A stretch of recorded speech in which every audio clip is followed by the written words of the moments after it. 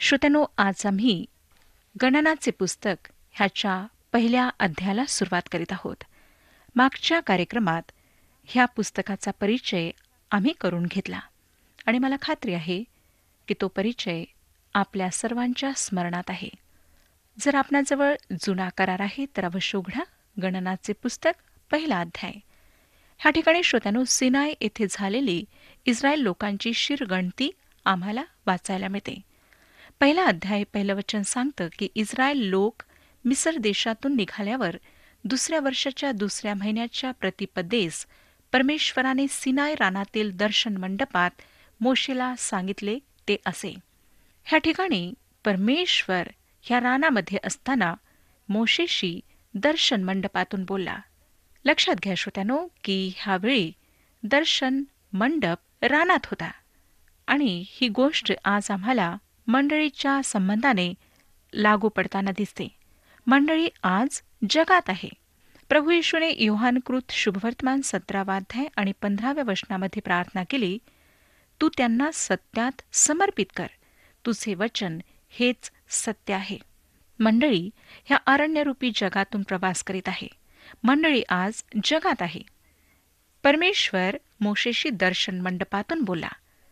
आज परमेश्वराची इमारत मांस व रक्त ह्याने बनलेली आहे, अर्थात खऱ्या विश्वासणाऱ्यांनी बनलेली आहे, ज्याला आम्ही मंडळी म्हणतो. पुष्कळदा श्रोत्यानो, आमचा गैरसमज हा होतो की मंदिर किंवा मंडळी चर्च म्हणजे एक इमारत जी दगड, विटा, सिमेंट ह्यांनी बनलेली असते. परंतु परमेश्वराच्या पवित्र वचनात ही मंडळी म्हणजे विश्वासणाऱ्यांनी बनलेली एक मंडळी आहे. इफिस्करासपत्र 2 अध्याय 19 ते 22 वचनांमध्ये सांगण्यात आलेलं आहे, तर ह्यावरून तुम्ही आतापासून परके व उपरी नाही, पण पवित्र जनांच्या बरोबरीचे नागरिक व देवाच्या घरचे आहात. प्रेषित व संदेष्टे ह्या पायावर तुम्ही रचिलेले आहात. स्वतः ख्रिस्त येशू मुख्य कोनशील आहे, त्याच्यामध्ये सबंध इमारत जोडून रचली असता प्रभूच्या ठाई वाढत वाढत पवित्र मंदिर होते. प्रभूच्या ठाई तुम्हीही आत्म्याच्या द्वारे देवाच्या वस्तीसाठी एकत्र रचले जात आहात. ही मंडळी लोकांची बनलेली आहे आणि इफिस्करासपत्र 2 अध्याय 10 वचनाप्रमाणे आपण सत्कृत्ये करावी म्हणून ख्रिस्त येशूच्या ठाई निर्माण केलेले असे आपण त्याची हस्तकृती आहो. ती सत्कृत्ये आचरित आपण आपला आयुष्यक्रम चालवावा म्हणून देवाने ती पूर्वी योजून ठेविली.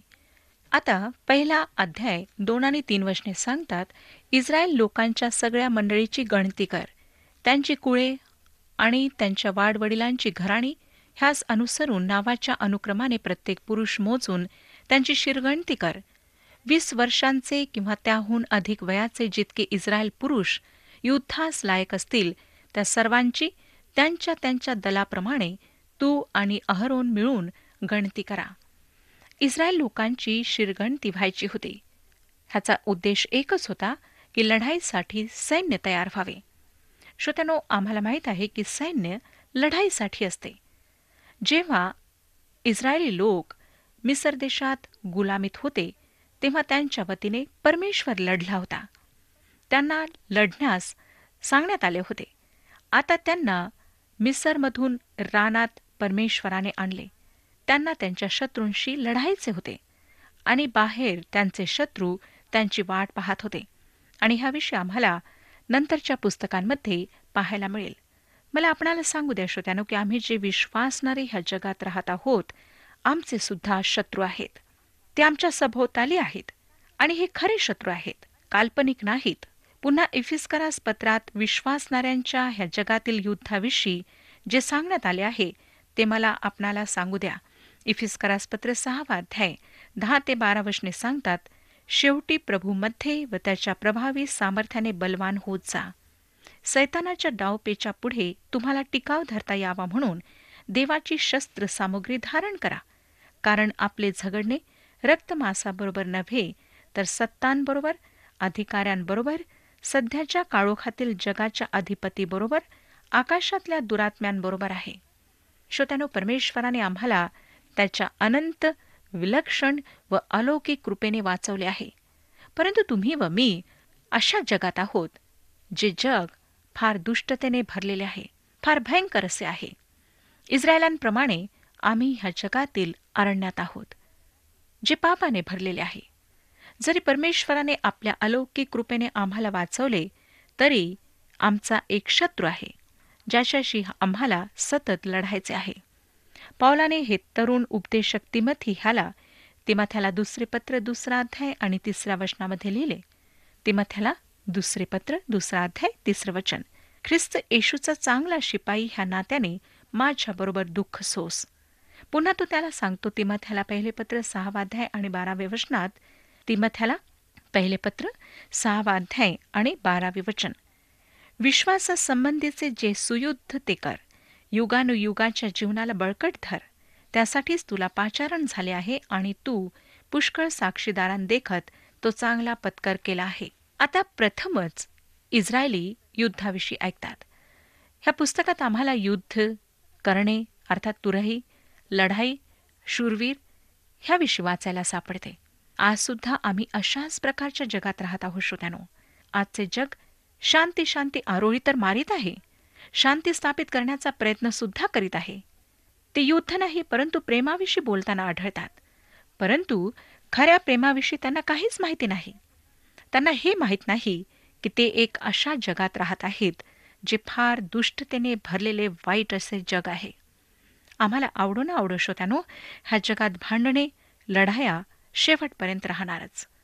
आमच्या जगाविषयीची ही एक भयंकर अशी एक वास्तविकता आहे. 4 वचन पहा. प्रत्येक वंशातला एक एक पुरुष म्हणजे जो आपल्या पूर्वजांच्या घराण्यातला प्रमुख असेल त्याला आपल्याबरोबर घ्या. ह्या गणनेद्वारे पुस्तकाची सुरुवात काही चित्तथरारक नाही. ही काही एखाद्या रहस्यमय गोष्टीप्रमाणे नाही. आपणापैकी काहींना वाटेल की ह्या ठिकाणी ही 54 वचने नाहकच टाकण्यात आलेली आहेत. परंतु आम्हाला हे लक्षात ठेवायचे आहे की हा वृत्तांत देवासाठी फार महत्वाचा आहे. जेव्हा आम्ही ह्या ठिकाणी मांडण्यात आलेली महान सत्य पाहू, तेव्हा ही वचने आमच्यासाठी सुद्धा मनोवेधक ठरतील. सर्वप्रथम आम्हाला आढळतं की परमेश्वर प्रत्येक व्यक्तीमध्ये रुची ठेवतो. तो प्रत्येक एका एका व्यक्तीच्या तारणामध्ये रुची ठेवतो. मोशे व अहरोनाला शिरगणती करण्याची जबाबदारी देण्यात आली व प्रत्येक कुळातून एक एक मदतगार त्यांनी घेतला. प्रत्येकाचे नाव ह्या ठिकाणी देण्यात आलेले आहे. आम्हाला ते वाचणे कंटाळवाणे वाटते, पण देवासाठी ते प्रत्येक नाव आणि त्याचा अर्थ महत्वाचा होता. जर कोणाला त्या नावाचा इब्री अर्थ कळेल तर त्यामध्ये फार विलक्षण असा संदेश ठेवण्यात आलेला आहे. 5 वचन सांगतं, तुमच्याबरोबर जे असावयाचे त्यांची नावे ही. रोबेन वंशातला शदेयुराचा मुलगा अलीसूर. हे काही मनोवेधक व चित्तथरारक वाटत नाही, तरी पण मला आपणाला स्पष्ट करून देऊ द्या. रुबेन हा याकोबाचा वडील मुलगा होता. त्याला अलग करण्यात आले होते. उत्पत्तीचे पुस्तक 49 अध्याय 3 आणि 4 वचनात सांगण्यात आले आहे, रौबेना, तू माझा ज्येष्ठ, माझे बळ, माझ्या पौरुषाचे प्रथम फळ आहेस. प्रतिष्ठेचे श्रेष्ठत्व आणि सामर्थ्याचे श्रेष्ठत्व प्रत्यक्ष तूच, तथापि तू पाण्यासारखा चंचल असल्यामुळे तुला श्रेष्ठत्व मिळावयाचे नाही, कारण तू आपल्या बापाच्या खाटेवर चढलास. तू ती भ्रष्ट केली, तो माझ्या शय्येवर चढला. आता श्रोत्यानो, ह्या वंशातून ज्या व्यक्तीला निवडण्यात आले तो वेगळ्या प्रकारचा माणूस होता. अलीसूर म्हणजे माझा परमेश्वर, माझा खडक. शदेयूर म्हणजे सर्वसमर्थ आग आहे. मला हे आवडते. हा अलीसूर अशा वंशातून होता जो वंश पाण्याप्रमाणे चंचल होता, परंतु त्याला अशा एका खडकाविषयी माहिती होते जो खडक स्थिर होता, अचल होता. एका महिलेने म्हटले की मी खडकावर उभी राहून डगमगू शकते, परंतु ज्या खडकावर मी उभी आहे तो कधीच डगमगत नाही. अर्थात श्रोत्यानो, प्रभू येशू ख्रिस्त.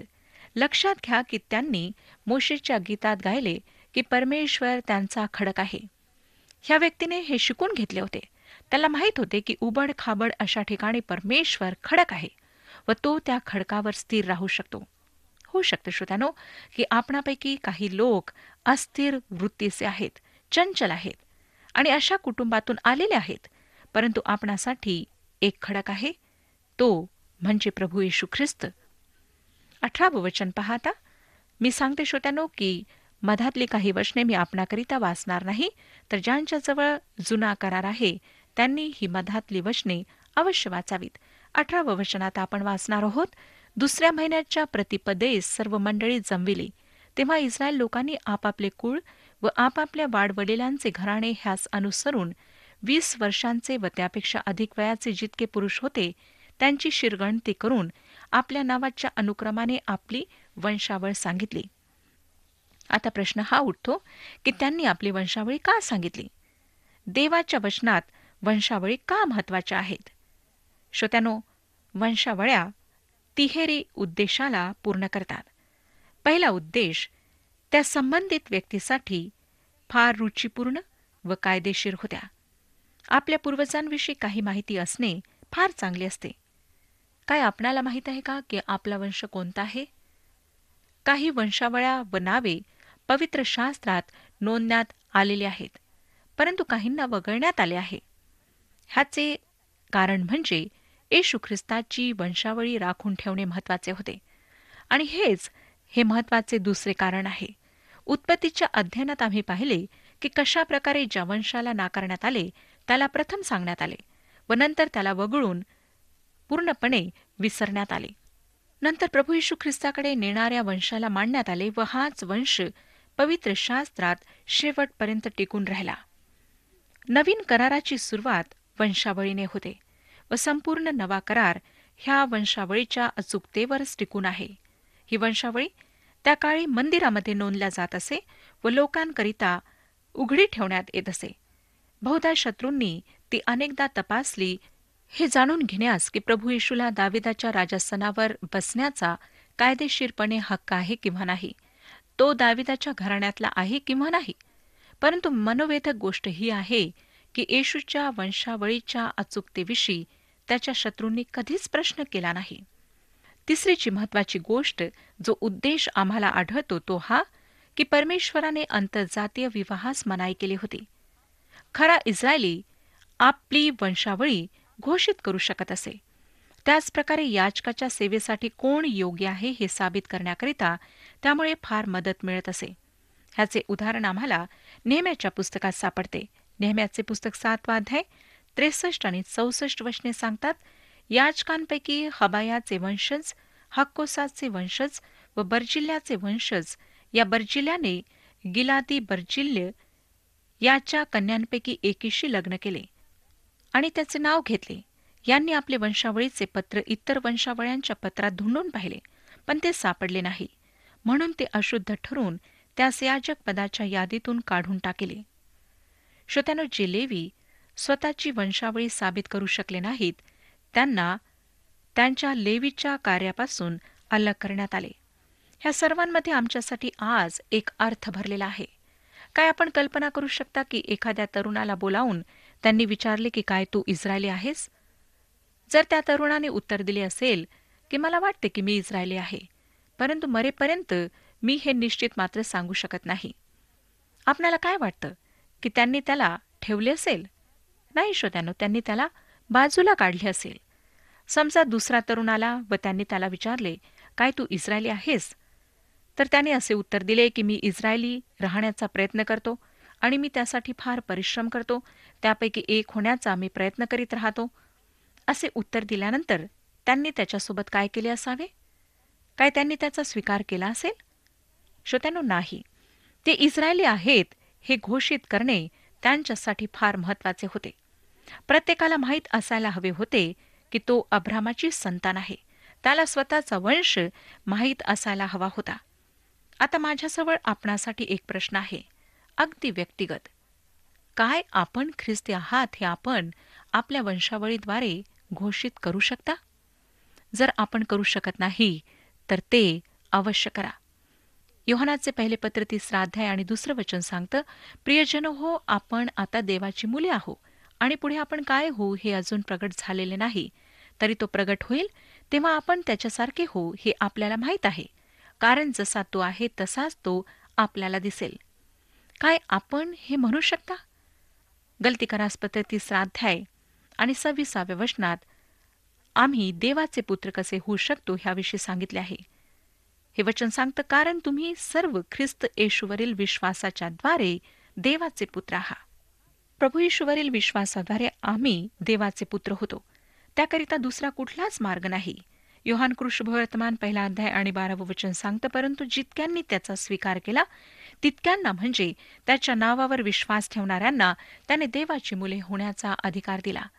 देवाचे पुत्र होण्याचा अधिकार त्यांना देण्यात आला ज्यांना फक्त त्याच्या नावावर विश्वास ठेवणे माहीत आहे. काही जास्त नाही, काही कमी नाही. आणि श्रोत्यानो, आमची वंशावळी महत्वाची आहे. जर आम्ही ख्रिस्तावर विश्वास ठेवण्याद्वारे देवाचे खरे पुत्र आहोत, तर मग आम्ही त्याचे वारीस आहोत, ख्रिस्त संगी वारीस आहोत. गलतीकारासपत्र 3 अध्याय 29 वचन सांगतं, आणि तुम्ही जर ख्रिस्ताचे आहात तर अब्रामाचे संतान आणि अभिवचनाच्या द्वारा वारीस आहात. आपल्याजवळ नवीन करार असेल तर रोमकारासपत्र 8 अध्याय 14 पासून 17 वचने आपण अवश्य वाचा. रोमकारासपत्र 8 अध्याय 14 ते 17 वचने. येथे आमच्या समोर इस्रायलच्या 12 वंशांना ठेवण्यात आले आहे. त्यात किती लोक होते, त्यांची संख्या किती होती, हे सुद्धा सांगण्यात आले आहे. जर आपण कॅल्क्युलेटर घेऊन ह्यांची बेरीज कराल तर ती अगदी अचूक ठरेल आणि आपणाला कळेल की परमेश्वराचं वचन किती अचूक आहे. 21 आणि 23 वचने सांगतात, रौबेन वंशातील लोकांची जी मोजदाद झाली ती 46,500 भरली. 23 वचन, शिमोन वंशातील लोकांची जी मोजदाद झाली ती 59,300 भरली. 46 वचनांपर्यंत ही गणना सुरू राहते. गणनाचे पुस्तक 1 अध्याय 46 वचन वाचूया. त्यांची एकंदर संख्या 6,03,550 भरली. आता आम्हाला आढळेल की ह्या ठिकाणी लेव्यांना मोजण्यात आले नव्हते. 47 ते 50 वचने सांगतात, परंतु लेव्यांची इतरांबरोबर त्यांच्या वाडवडिलांच्या वंशाप्रमाणे नोंद करण्यात आली नाही, कारण परमेश्वराने मोशेला सांगितले होते की इस्रायल लोकांपैकी फक्त लेवी वंशाची गणती करू नये. इस्रायल लोकांच्या गणतीत त्यांचा समावेश करू नये, तर साक्ष्यपटाच्या निवास मंडपावर, त्यातील सर्व सामानावर व त्या संबंधाचे जे काही असेल त्यावर लेव्यांना अधिकारी नेमून ठेव.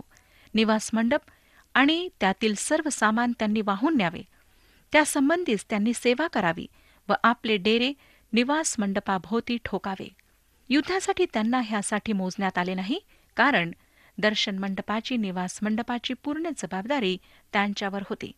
नंतर 51 ते 53 वचने सांगतात, निवास मंडप पुढे न्यावयाचा असेल तेव्हा लेव्यांनीच तो मोडावा आणि तो उभा करीताना लेव्यांनीच तो उभा करावा. कोणी परका जवळ आल्यास त्याला जीवे मारावे. इस्रायल लोकांनी आपापले डेरे आपापल्या दलानुसार आपापल्या छावणीत आपापल्या निशाणापाशी ठोकावे, पण लेव्यांनी आपले डेरे साक्ष्यपटाच्या निवास मंडपासभोवती ठोकावे, म्हणजे इस्रायल लोकांच्या मंडळीवर कोप होणार नाही आणि लेव्यांनी साक्ष्यपटाच्या निवास मंडपाचे रक्षण करावे. इस्रायलांना हे माहीत करून घ्यायचे होते की ते कोण होते, त्यांची वंशावळी काय होती, त्यांची पार्श्वभूमी काय होती व त्या आधारेच छावणीत त्यांच्याकरिता विशिष्ट जागा ठरविण्यात आली होती. श्रोत्यानो, आज आम्हाला ही वास्तविकता माहिती करून घ्यायची आहे की आम्ही देवाचे पुत्र असून त्याच्या कुटुंबातले आहोत आणि ह्याविषयी अधिक आम्ही पुढच्या कार्यक्रमात पाहणार आहोत. परमेश्वर आपणा सर्वांस आशीर्वाद देवो.